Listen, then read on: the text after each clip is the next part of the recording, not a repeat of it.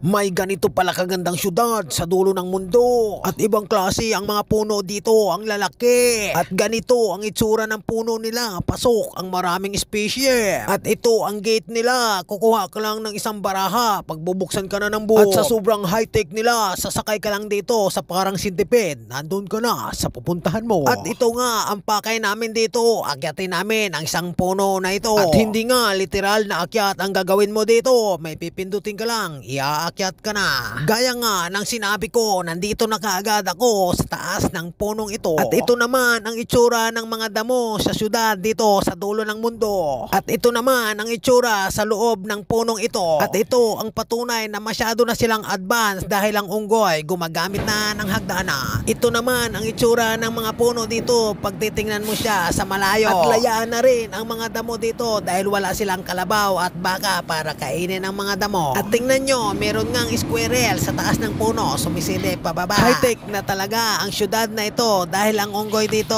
gumagamit na ng power tools. Hindi lang yan, sila na rin ang kumukuha ng mga kontrata sa loob ng gagawing bahay.